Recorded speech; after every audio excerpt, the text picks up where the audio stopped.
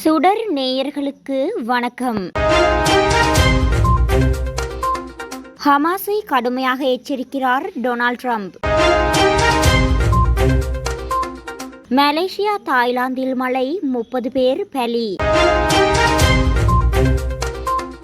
மறக்க முடியாத திருவண்ணாமலை மண்சரிவு, மண்ணில் புதைந்த உடல்களை மீட்ட கமாண்டர் வேதனை.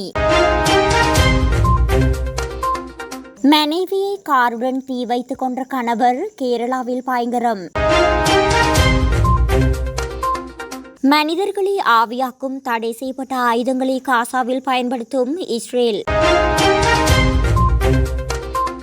காசா எல்லையில் இஸ்ரேல் தாக்குதல், 4 குழந்தைகள் உயிரிழப்பு. இனி தொடர்வன விரிவான செய்திகள்.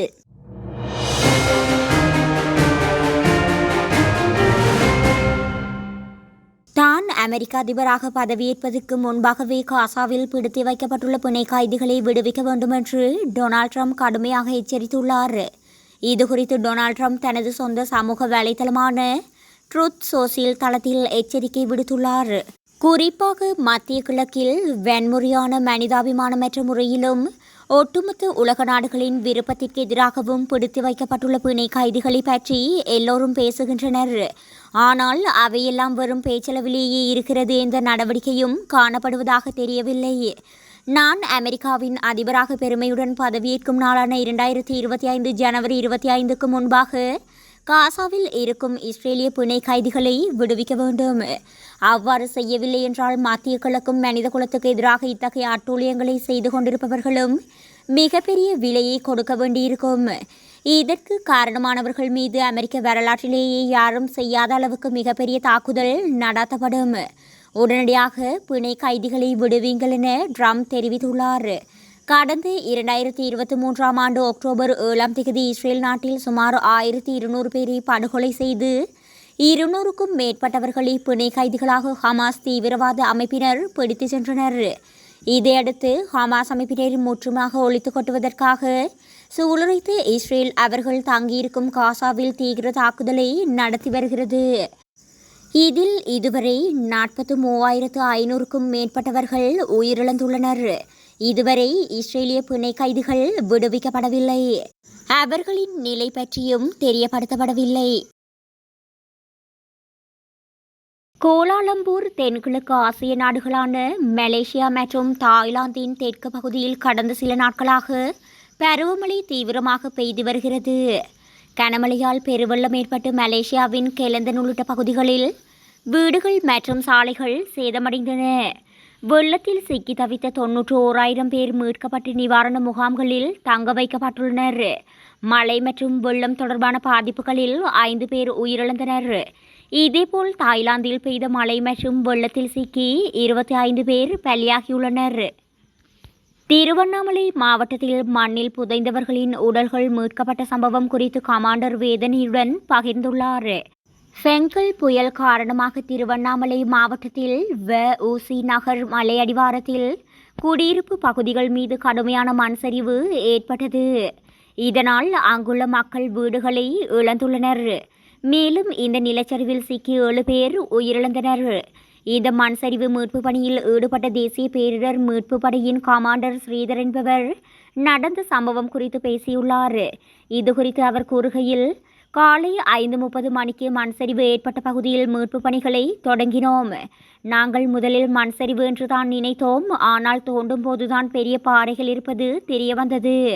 இதையடுத்து ஜேசிபி வைத்து மீட்பு பணிகளை தொடங்கினோம். அப்போது ஒரு வீட்டின் சமையலறை மற்றும் வரவேற்பு அறையையும் தோண்டினோம். அதற்குள் கௌதமன் என்பவரது உடல் காணப்பட்டது. அவருக்கு பக்கத்தில் இருந்த அவருடைய அம்மா மற்றும் 2 பெண் குழந்தைகளின் உடல்களையும் மீட்டெடுத்தோம். அந்த வீட்டின் வாசலுக்கு முன்பாக ஒரு பெண்ணின் உடல் புதைந்திருந்தது. அவரது தலை சிக்கியிருந்ததால் உடலை நசுக்காமல் இருக்க 1.5 மணி நேரம் போராடினோம். இதையடுத்து வெளிப்புறம் தேடுகையில் ராஜ்குமார் என்பவருடைய உடல் கிடைத்தது. தெருவில் உள்ள மின்கம்பத்தின் அடியில் ஒரு பெண்ணின் உடலும் கிடைத்துள்ளது. குறித்த இந்த சம்பவம் என் வாழ்நாளில் மறக்க முடியாத அளவுக்கு பதிந்துவிட்டது என கமாண்டர் வேதனை அளித்துள்ளார். கணவர் ஒருவர் தனது மனைவியை காருடன் தீ வைத்து எரித்து கொன்ற சம்பவம் பரபரப்பை ஏற்படுத்தியுள்ளது. இந்திய மாநிலமான கேரளா கொல்லம் மாவட்டத்தைச் சேர்ந்த தம்பதியினர் பத்மராஜன் மற்றும் அனிலா. இதில் அனிலா நேற்று தனது ஆண் நண்பர் ஒருவருடன் காரில் சென்று கொண்டிருந்தார். அப்போது அவரது கணவர் பத்மராஜன் மனைவி சென்ற காரை பின்தொடர்ந்து சென்றுள்ளார். இதையடுத்து செம்மாமுக்கு என்ற பகுதிக்கு அருகே கார் சென்று கொண்டிருந்த போது காரை இடைமறித்து தடுத்து நிறுத்தியுள்ளார். பின்னர் தன்னிடமிருந்த பெட்ரோலை காரின் மீது ஊற்றி கொளுத்தியுள்ளார். இதில் காருக்குள் இருந்த அனிலா மற்றும் அவரது ஆண் நண்பருக்கு பலத்த தீக்காயம் ஏற்பட்டது. பின்னர் அங்கிருந்தவர்கள் அவர்களை மீட்டு மருத்துவமனைக்கு கொண்டு சென்றனர். ஆனால் கொண்டு செல்லும் வழியிலேயே அனிலா உயிரிழந்து விட்டார். அவருடைய ஆண் நண்பர் காயங்களுடன் மருத்துவமனையில் சிகிச்சை பெற்று வருகிறார்.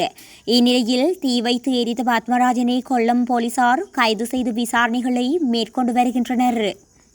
சர்வதேச அளவில் தடை செய்யப்பட்ட ஆயுதங்களை இஸ்ரேலிய ராணுவம் வடக்கு காசா பகுதியில் பயன்படுத்தியுள்ளதாக குற்றச்சாட்டு எழுந்துள்ளது.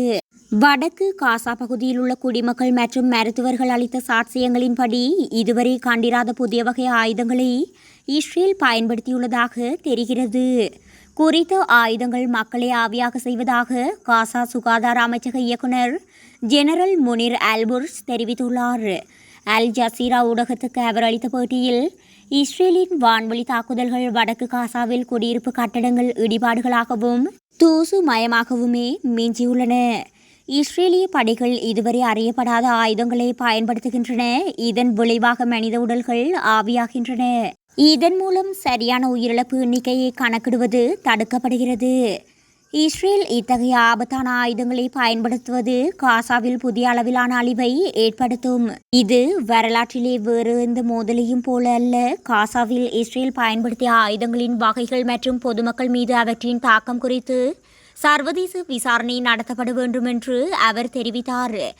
இதுகுறித்து அறிக்கை வெளியிட்டுள்ள யூரோமேட் ஹியூமன் ரைட்ஸ் மானிட்டர் அமைப்பு வடக்கு காசாவில் குடியிருப்பு கட்டடங்கள் மீதான இஸ்ரேலின் பயங்கர தாக்குதல்களில் கொல்லப்பட்டவர்கள் மறைந்து சாம்பலாக மாறியிருக்கலாம். அவர்களின் உடல் காணாமல் போயிருப்பது இஸ்ரேல் தாக்குதலுக்கு பயன்படுத்திய குண்டுகளின் வகை பற்றிய கேள்விகளை எழுப்புகிறது. காசா முழுவதும் உள்ள பல்வேறு கல்லறைகளில் இருந்தும் இஸ்ரேலிய இராணுவம் தாக்கிய பகுதிகளில் இருந்தும் சுமார் 2210 உடல்கள் மாயமாகியுள்ளது என்று தெரிவித்துள்ளது. இந்த வகை குண்டுகள் முதலில் சிறிய தாக்கம் கொண்ட வெடிமருந்துகளை பயன்படுத்தி துகள்கள் நிரம்பிய மேகமூட்டத்தை உருவாக்குகிறது. அதன் பின் இரண்டாவதாக வெடிக்கும் சாதனம் எரியக்கூடிய பொருட்களை கொண்டு மேக பகுதியை பற்ற வைத்து 2500 டிகிரி செல்சியஸ் வரை மிக அதிக வெப்பநிலையை உருவாக்குகிறது.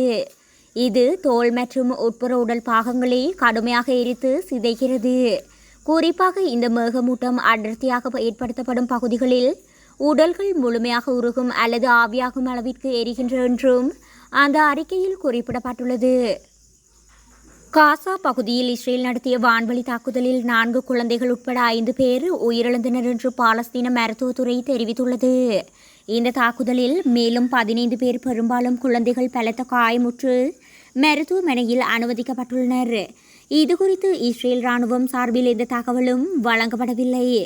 போர் நிறுத்த ஒப்பந்தத்தை ஹிஸ்புல்லா மீறியதாக குற்றம் சாட்டி இஸ்ரேல் தாக்குதலை தீவிரப்படுத்தி வருகின்றது.